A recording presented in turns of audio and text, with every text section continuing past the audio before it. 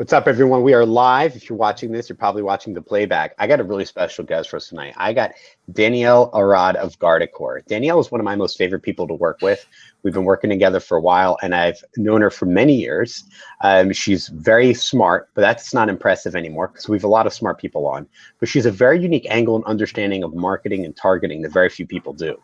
She gets demand gen like very few others understand, and she's extremely ambitious in her work and in results, and I think you'll actually see that here. So so without any further ado, statement I hate to say, further ado, Danielle, what's up? Welcome to the show.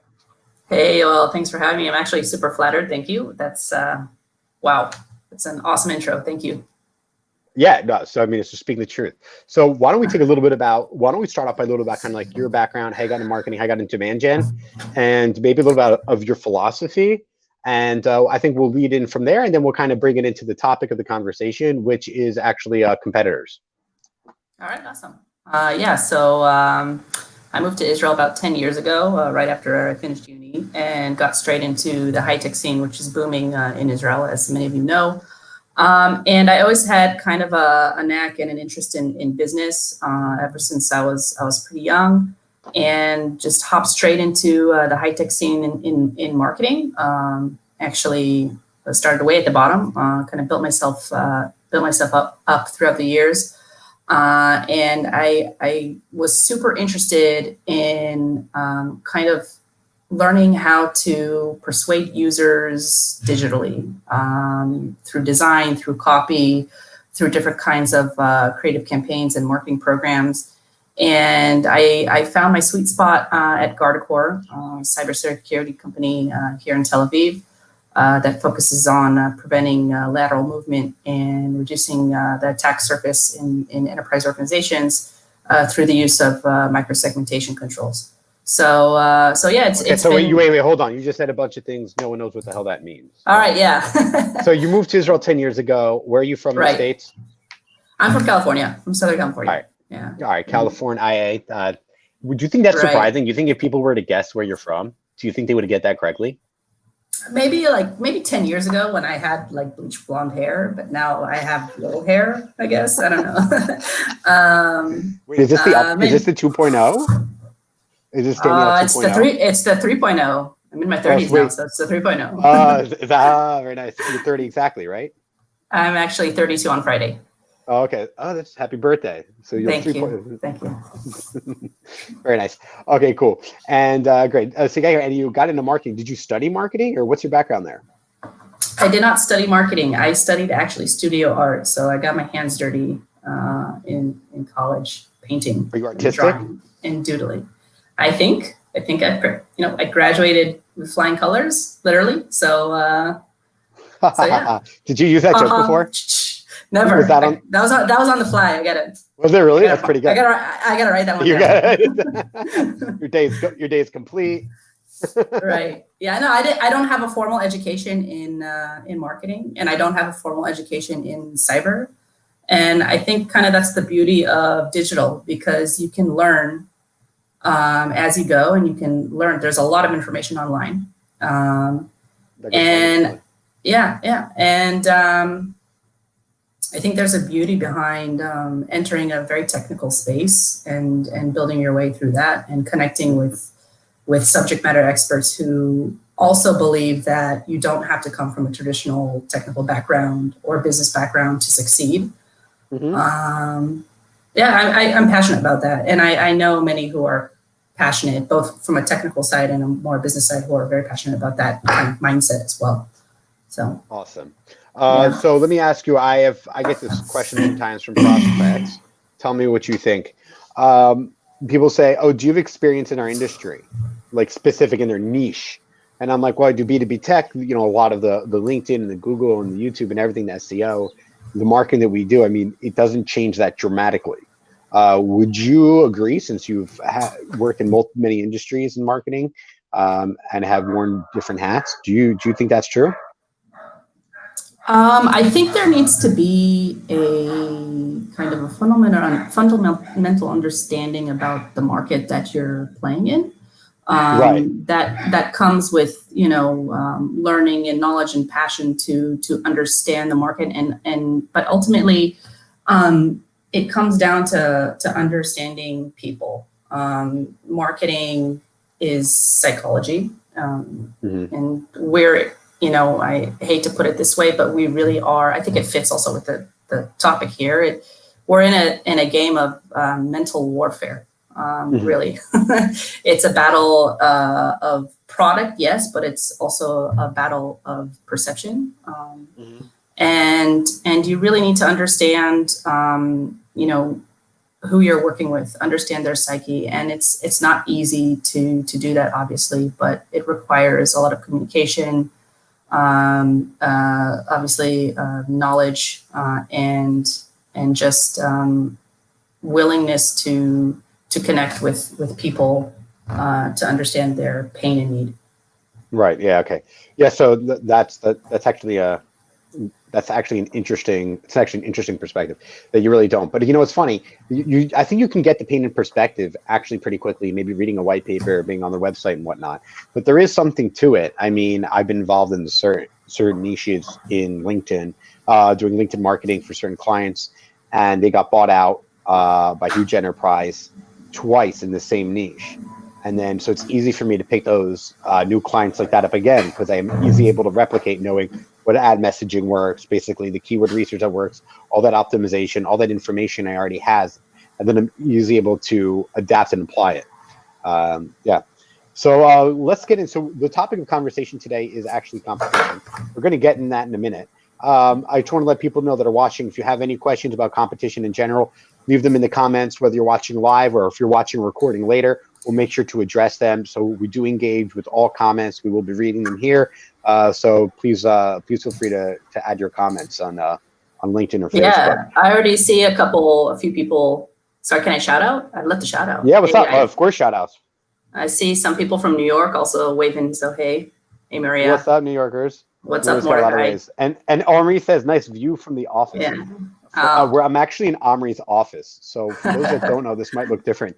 My internet had a meltdown today, and of course I called hottest internet provider, and it's just like, I was like, this ain't going to get fixed today. So I just trucked myself over to Omri, who lives like a 10-minute drive. He's in a neighboring town in Caesarea, and so I'm actually working out of his desk, and he just walked out. He just left. So I guess Omri to the rescue. He didn't really have a choice. I was going to go to Avner, our head of SEO, but he's dealing with something outside of the house, and he locked up his office. So I didn't have the opportunity to go to our SEO office. But we'll be coming back in the offices soon. When do you guys get back into offices? Well, our offices are open. I think could have 10 people in the office. We're, I think, a space of 75 here in Tel Aviv, but it's not mandatory. Obviously, it's whoever's comfortable going in, and we have to have that form signed out for approval. But yeah, Guardicore has been really supportive in this whole time period, and super connected with us, and it's nice to work from home. Honestly, get to see my baby grow. All right, cool, awesome. Yeah. Okay, so what's up, Paula? How you doing today? Hey, Paula. Okay, so let's get straight into competition. We have 20 people watching live on LinkedIn right now. Cool. Okay, so let's get right into it. So there's a few topics we want to discuss, and if those who've seen my post yesterday or the one you shared this morning, I wanted to start off with probably the most simple, the one people know the best. Is I want to talk about first, if you don't mind, we can go straight into Google search, bidding on competition, and I actually have a story that happened from David Miles at Offices or So 2019. So last decade. It's funny. So bidding on competition. So I'll open with a story that happened literally just the last couple of days. Wait, before that, don't sell any of my trade secrets. Yeah. Oh, don't worry. I mean, I always say, like, no one knows competition like what you do when it comes to, like, when I work with you as opposed to other clients. All different clients, they have different strengths, different angles. Everyone has like a different perspective, and like, but you come from this, you really understand how to actually, you don't come from like a point of envy when it comes to competition. You come from a point of #winning. So I think that's awesome. That's the right way to do it. So I'll tell something that's actually just happened. I have a client in Philly who's a small lawyer, relative to the big players, and we're doing a lot of competitive bidding, and we took out unique call only ads. So only if you search on your phone, and it says, your first time callers only. So when they search for the competition, they don't want people who are checking up on their case if they search for his other lawyers. So we've been doing this, and we've been getting scores of leads for like 4 years, basically. About 70% of our leads is actually from competition, because here's one of the secrets is that cost per clicks for your competition can often be cheaper than elsewhere. There are some downsides, is that your quality score will always be low, because the quality score is a correlation between what people search for, what's in your ad and your landing page. So obviously you can't put your competitor's name in your ad because it's a trademark violation, and you can't put in your ad. You could put in your landing page technically, but just so you're aware. So we've been doing this great. And then they sent him a letter recently saying, we see that you're bidding on our terms. Of course, we don't have their ads. And they told us, please tell your marketing agency to put, I don't want to say the company name, this is in negative, and one of their terms they use. They do a lot of TV marketing, a lot, and billboards all over Philly. So people know to search for them all the time. They hear of them, and then how do they go and find them? They then go search for them on Google, right? So especially if anyone's doing any kind of traditional marketing, they're going to end up searching for their brand. So if you have competitors doing traditional, you got to get straight into searching for your competitors. And so I reached out to Google, and I'm like, this is bullshit. How should we reply? And they're telling me, we'll send you cease and desist. I mean, great. Well, just so you need, like one of the biggest law firms in Philly going against like some small guy who's spending like, $7,000 a month in ad spend. And so we had Google wrote a letter for us saying that everything's legal, it's totally allowed, none of their ads, da, da, da, da. And of course, we're going to send it back, and we'll see how it goes. They've already sent the follow-up, and they're going to whatever. But anyway, of course, lawyers are assholes. That's why we hate them. They suck, generally speaking, except for my client. He's fantastic. I love him. But this is why people hate lawyers. And but this is one strategy. We're able to get so many calls and so many leads because people are searching for competitors.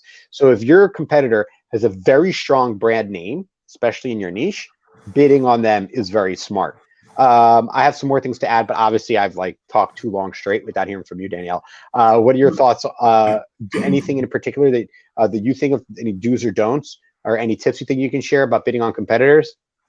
Yeah, I think in general, as I stated before, well, let me take a step back, and I'm speaking from personal experience marketing in cyber. For anybody who has seen the cyber landscape, it's ridiculous. Like, you're taking a look at one slide with tiny logos of hundreds of security companies, and competing in that space is super overwhelming. It's super hard, and you're dealing with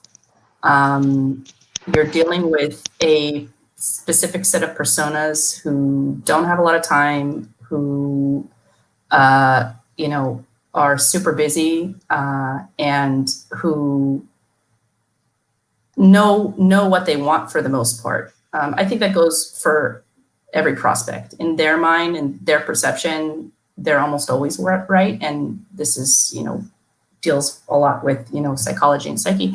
But you have so many brands, and so they don't know really what to pick, and persuasion is the key here. I think brand is super important for the long term and for driving demand, but how do you get that brand in front of an audience who doesn't have time in such a saturated market is super hard. And that's why I like to focus from the competitive angle, because you're dealing with two sets of prospects. You're dealing with a set of prospects who do not know your brand.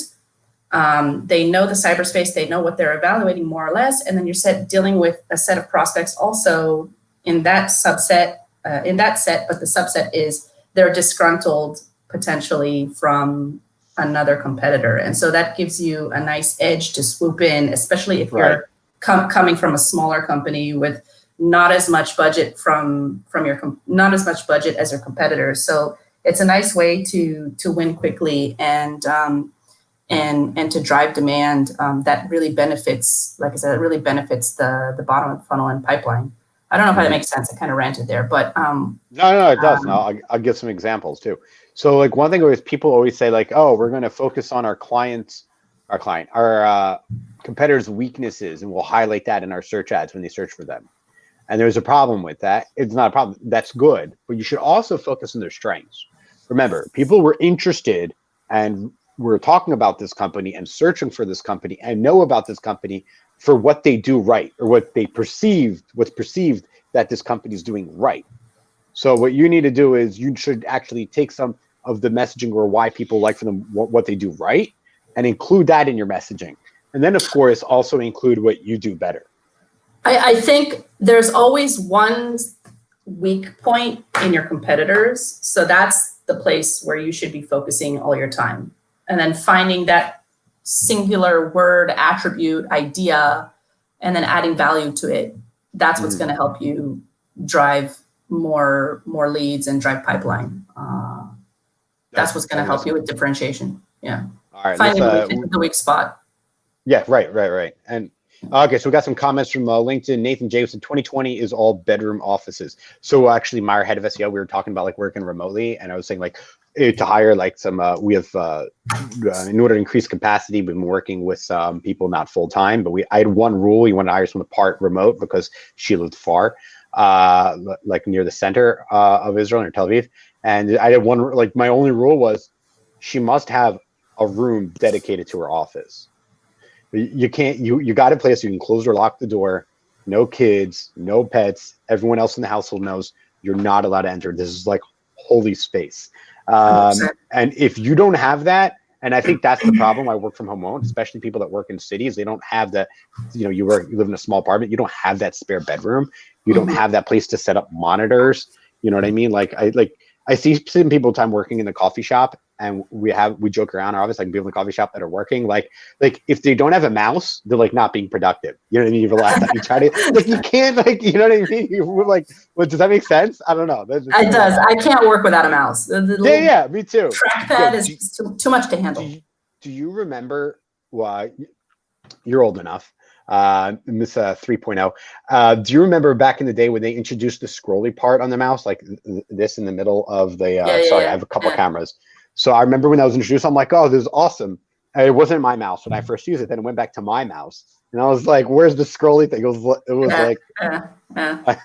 like the hardest. Yeah, thing I remember. I remember the very geometric square mouses like back. Oh my god! Remember those? Search for the first Apple mouse. They clicked and you could hear it from like the end of the country. Right. Or the keyboards with wow, that's so. You can Google image it for those that don't Love know. them. Apple. I feel like the louder the click, the more productive you are. It feels good. I think it releases a little bit of dopamine. No, it's the dopamine. I think it's like it drops dopamines. You know what I mean? Like, have you ever used a keyboard that isn't like keys? It's just like they're like buttons on a touchpad. It just doesn't feel wrong. You need that resistance or something. Yeah. All right, Alex. It's something, right? I think it's chemical releases. Alex Panchik says, if a competitor doesn't have a trademark submitted to Google Ads, can we search his brand name in ads? It might be a war, of course, but still, what's your take on this? Don't do it. First off, you could register your trademark with Google and they'll automatically block it. It still doesn't mean it's not legal. It could still very well be illegal. Technically, if it's not trademarked at all, then it's probably not illegal. Don't do it. It's not a good practice. I don't think it's cool. Yeah, so that's my opinion on that. David Miles is cute. David, I think so. Tara's got a crush on you. She thinks you're cute. The new office is your kitchen. That's not how she meant it. I'm just giving her a hard time. She thinks it's common is cute, which it is. Oh, the new office, starting like a war in the chat. The new office is your kitchen table with your kids screaming in the background. Right, which is why you need a bedroom. Maria says, Brecht practices in bidding for competitors, please. Okay. So first and foremost is I would originally set it to enhance cost per click, meaning how much you want to spend per click at most. And enhance means Google might spend 20 to 30% more if they think they're more likely to convert. If you're sending them to a landing page, which we should get into actually right immediately after this. If you're sending them to a home page, then I would go for maximize clicks. But then you need to always look at your search term, make sure you're not getting other crap for their search terms. Often your negative keywords you have on your brand, you should put your competitors, like where's offices, careers, jobs, directions, anything like that. Glassdoor, right? These people aren't going to be leads, right? Probably the same things used for your brand, you should put for your competitors' campaign. And then the landing page, you should do maximize conversion, maximize your goal should be leads, not website clicks, if you're sending them to a landing page. And the other thing is keep in mind on your cost per clicks. And once in a while, take a look how your competitive ad compares to other competitive ads. Not exactly. So this is interesting, but not necessarily their ads. Let me give you an example. Let's say, I don't know. I don't want to use any companies. So let's say you're a pizza shop, okay? Yoel's Pizza. And I'm bidding on Danielle's Pizza. So someone searches Danielle's Pizza and they'll see an ad for Yoel's Pizza. So look how yours looks, but also look at how there are 4 ads at top, up to 4 ads. So look at Mike's Pizza that's bidding on Danielle's Pizza and Rachel's Pizza that's bidding on Danielle's Pizza, and kind of see how what they're using as the competitors more than what Danielle's messaging is per se, because they're looking for Danielle's Pizza, but for a second they're going to see yours and the other competitors. So you're kind of more in a way competing against other competitors, and you kind of want to see the messaging that they're using from a competitive angle. There might be some great ideas there that you can use bidding against Danielle's Pizza or other competitors, other pizza parlors that So you're bidding against. I have a question for you, Yoel. How often should you be looking at that, and how often should you be optimizing your ads against competitors? I think the first couple of weeks. After that, I think it needs minimal. I mean, because like your brand, once you have the search terms gone and you've added a couple ads that really do well, I think optimization is minimal. It's more about checking in, seeing and looking at other people's ads and how they're comparing. So I think if you take a peek, like after you're optimized, like for a month, I think even just taking a peek once every few weeks is just for the competitors, specifically just to kind of see, look at the auction insights. Auction insight in Google to see who else is showing up for those keywords and search terms. So who else is bidding on that competitor? That's probably where you should spend your time after you did the initial optimization. Patience is key that goes for everything. Fit for paid search. No, yeah. Well, yes. But especially in paid search, it's like we're so eager to check back at the results and then optimize a week in and not let the ad do the work, not let the user intent do the work as well.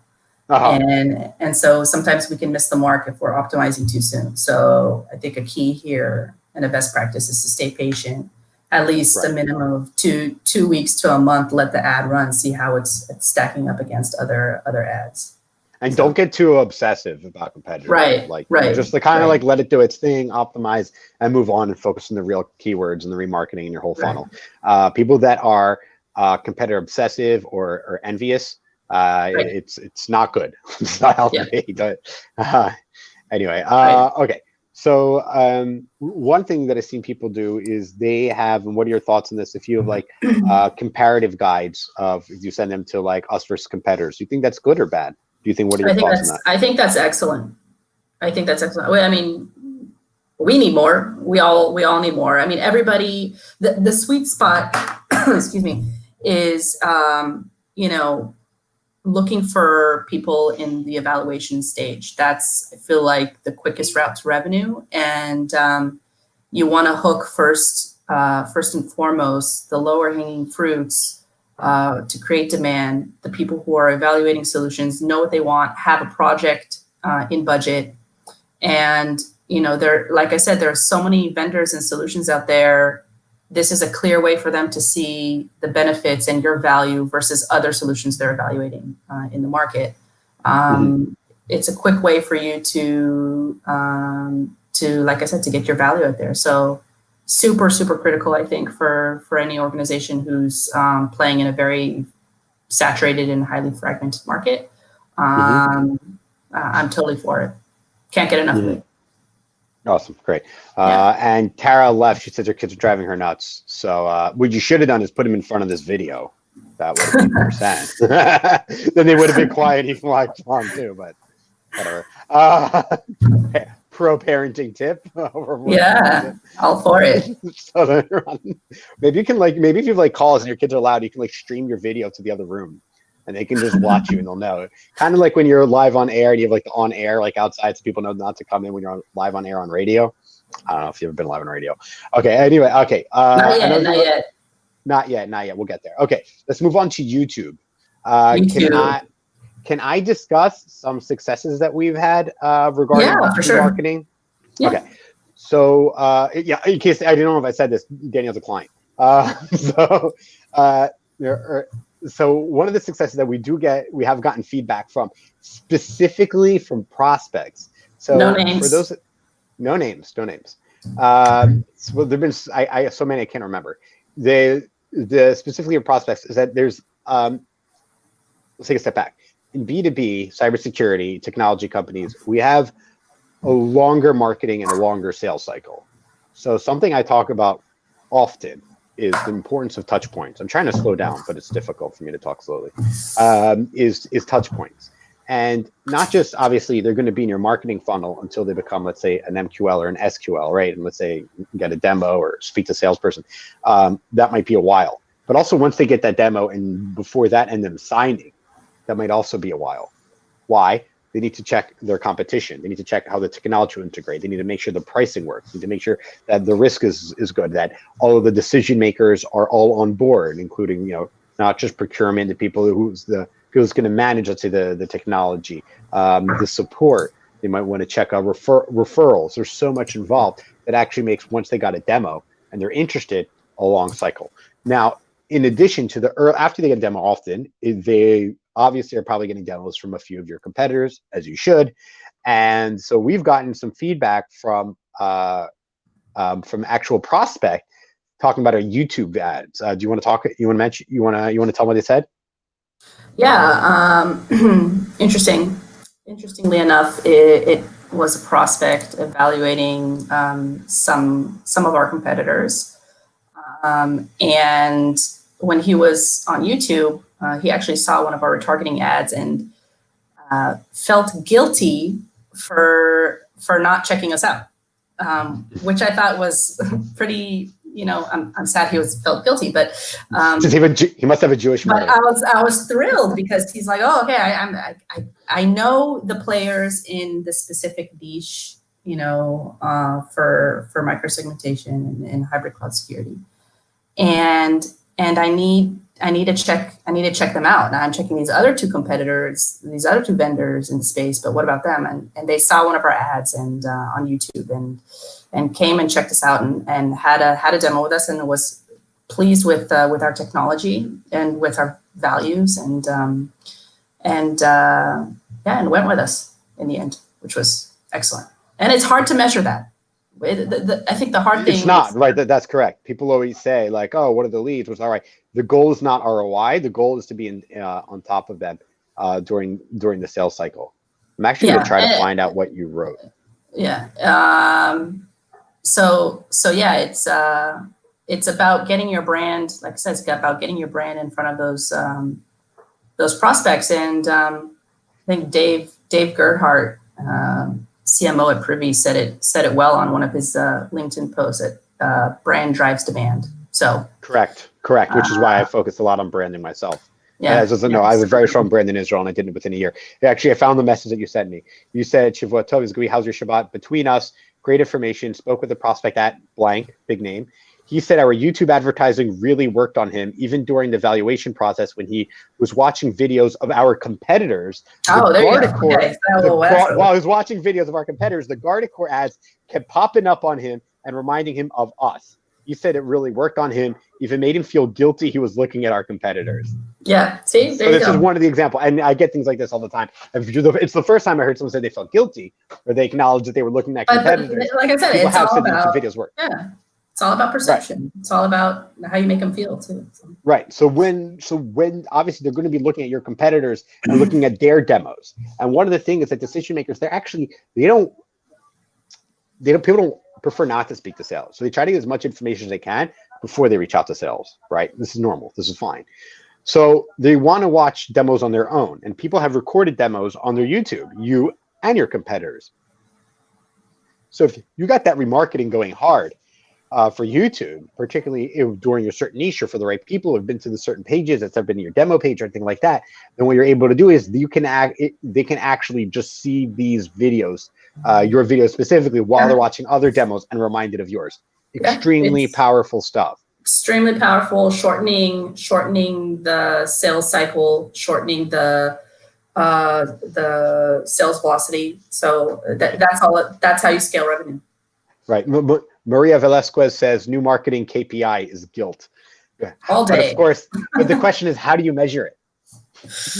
You can't measure everything. You can't measure the YouTube. I mean, just like you might have, the prospect might have said that to your salesperson who told you or told me, for everyone, there's dozens others that are seeing it and are booking and closing with Guardicore, closing with my other clients because of that. So the goal isn't lead generation. It's just a really important touch point. If anyone has any other comments or questions about competitors, they can leave it in here. Anything else on YouTube before we move on to LinkedIn, or is there something else you want to talk about regarding competition?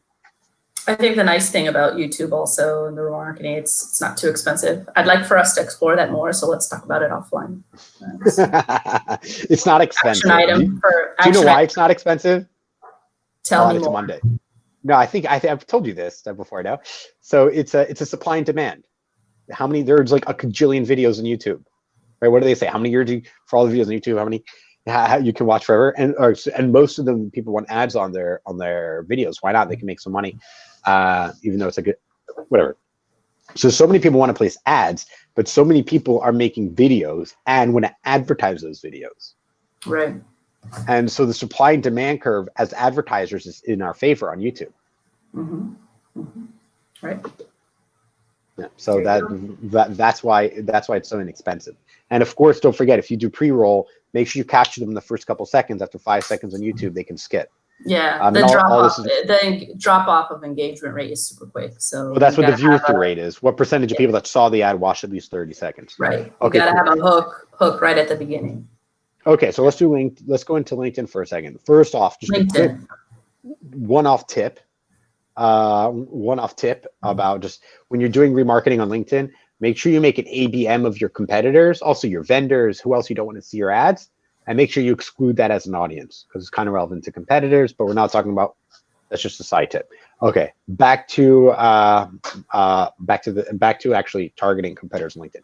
So one of the things in general to do is on LinkedIn, you can go to your competitors' LinkedIn profile pages, and on the left, you can do this now. Do it now.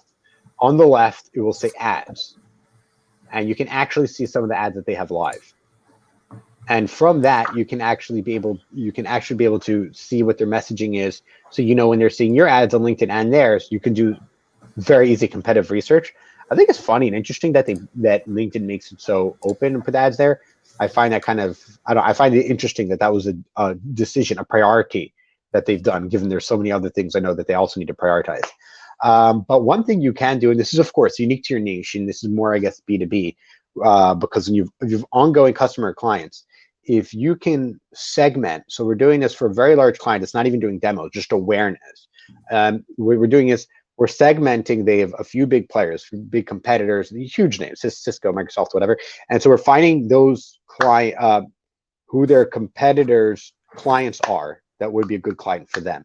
And we're making ABMs, and we're using unique messaging for each one of those. So if you're working with, whatever, say Cisco, you're going to get ads related to people, right? The kind of work that Cisco does, what they're good at, what they're bad at, and around that. And it's not even gated content. It's just blogs around that. The same thing goes, the Microsoft would be the same thing.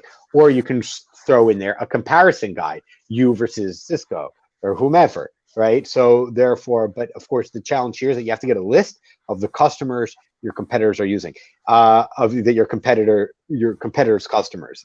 If maybe, let's say, they have a SaaS thing that they put like code on their site or something, that you can easily find it. There are other different ways that do different market research, and there's software and tools that you can find it. So which tools do you think work well, out of curiosity? I don't. I think it depends whether it's on the site. If let's say it's something they put on their site, if it's like Martech or something, you can tell what the cookies are. So let's say if Intercom's your competitor, right, and that goes on your site, you can easily find out who those are, scrape a list, and make an ABM. But if it's not technology, then you just need to do research. But really, you need to know. You need to know someone that really knows the industry, that's really in it, really involved. Maybe even get a former employee of your competitor that might know this. I don't know what's allowed or not, NDAs and whatnot, but you can I mean, I think you can figure this out. Yeah. There is ways. Generally, There are specifically, ways, and yeah, sorry to interrupt. There are ways. There are a lot of tools, a lot of intent tools that you can get out why don't you there. recommend some? Because usually this is something our clients use. Do you happen to know any off the top of your head? Depends on the industry, but you got to be willing to pay the price for high quality tools, I got to say. But in the end, that may, you may get ROI from that and may cover the cost. So it depends on the industry, I guess, is what I'd say. Mm-hmm. What's up, Sherry? Say hi to Sherry. I love her. Sherry, right? Okay, fantastic. I think there was one other topic I want to discuss regarding competitors. Is there anything else you wanted to add? I think actually I wrote it down in my LinkedIn post yesterday. So give me a second. All right, let's take a look. And I'll pull it up. Anything else that you feel, or do you ever notice like your competitor? By the way, you know what I find this interesting? When I LinkedIn early on, I noticed a lot of competitors like fill out forms if they see it, if you don't exclude them. When I used to do ads a while ago, before you excluded them years ago, that they'd fill out the form. They're like that curious, because it's from remarketing, generally speaking.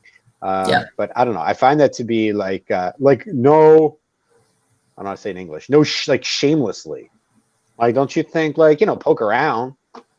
You know what I mean? But like, there are ways to poke around without being so explicit, I feel like, but. I don't know, but do you think it's? I mean, I don't know how much it bothers me if I see. Is it chutzpah?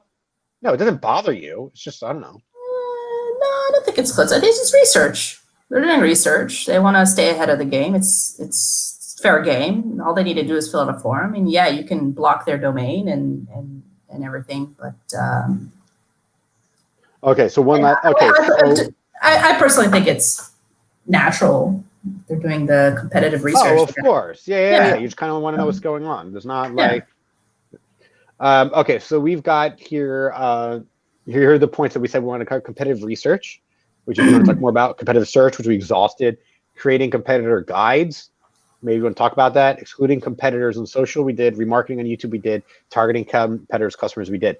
Is there anything you want to talk about more about competitor guides, like you versus competitors, or competitive research? I think the interesting angle to me, really, we could talk about it, but I think what's interesting is like how do you stand out against competitors, especially if you have like one of the pains for me or the challenges right now is like what kind of creative campaign can I create that will compel my audience? What story will compel my audience, and like how can I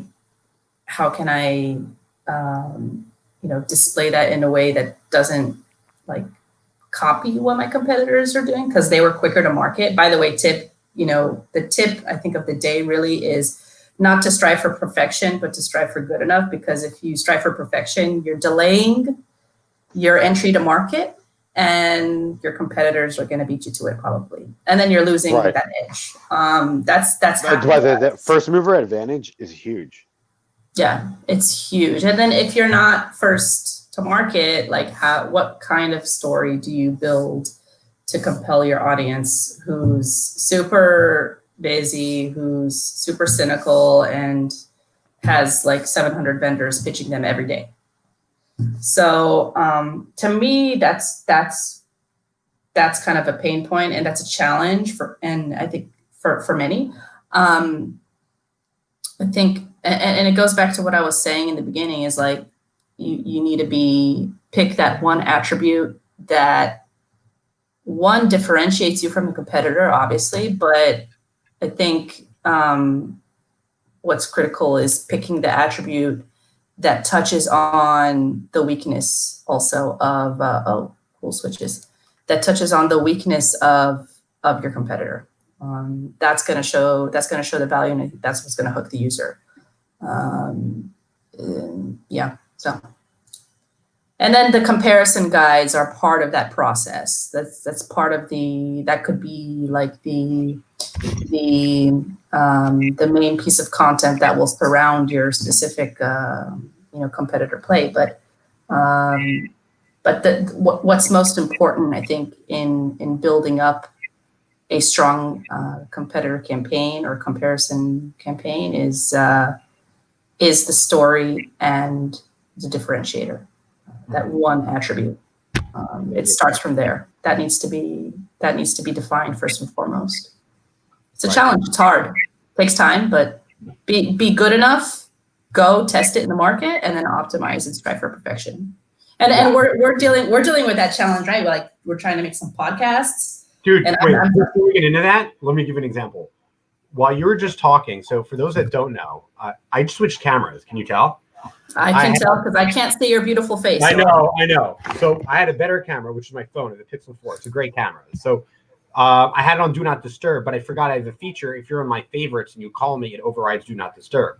So it's probably like my wife or like a couple of probably just called me, and it overridden. I just heard that and I couldn't hear you. I'm like, crap. So I'm in like the live studio in StreamYard, and I just swap cameras to my laptop where I see your face, and that's why. So this is, you got to just do good enough. You got to kind of goes into what you were saying. You kind of got to get it up and make it good enough, right? People spend so much time trying to get things up and going. Yeah. Sorry, you can't see this punim all glowed up. I know. I'm bummed. I know. But you have a nice silhouette. Oh, I think I need a little halo. We do have a ring light here. You know what I mean? Like just put on top of my head. Okay, so let's talk about podcast for a minute, and then we'll end let's talk about podcasts. Any other comments or questions? Now's the time because we'll finish up in a couple minutes. So so podcast. So you showed me what you're working on. You've already got a logo. You're doing everything. Is it possible? Have you over planned? Over planned for sure. I was striving for perfection. I just got to get out there with the content. People want to hear content in any way or form, and want to hear, read, see. And you got to see if that content resonates with them, if the stories resonate with them. You can do the research, you can make assumptions, but get the content out there. And see what works for them. And I haven't done that, and I have to do it. I'm beating myself up about it. So I'm hoping this month I'll get it out. But why not just do a podcast, get it up, and then figure it out as you go along? Isn't that like everything else? It's like all those people that I think there needs to be some. Married, they're not ready to have kids, and they delay, and you're never ready. It's never good enough. Yeah, there needs to be, like I said, there needs to be planning. There needs to be some planning, but you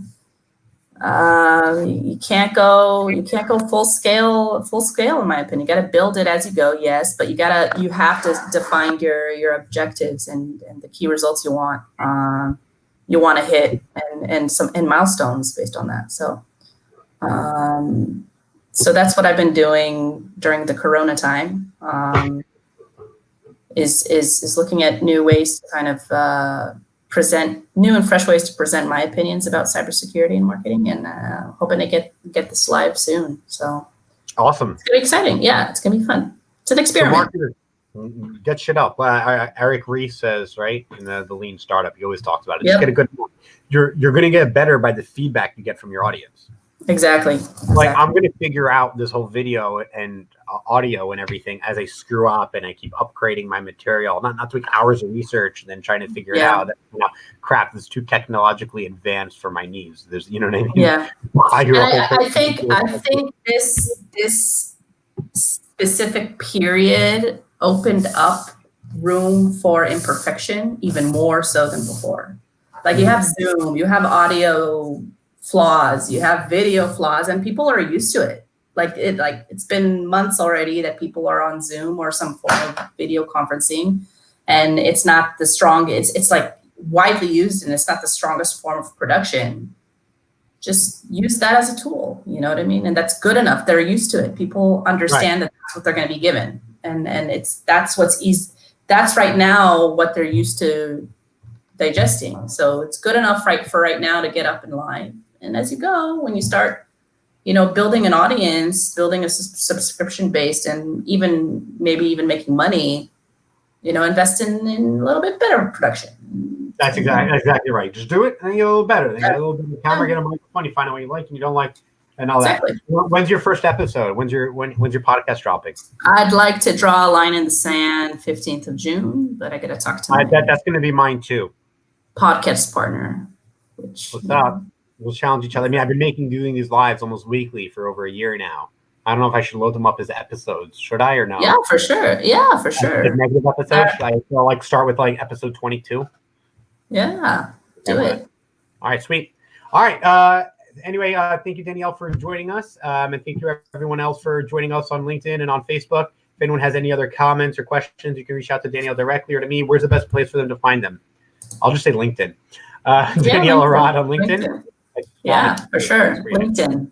And thanks, everyone, for joining, and have a great day. Stay safe. Thanks for having me, Yoel. My pleasure. All righty.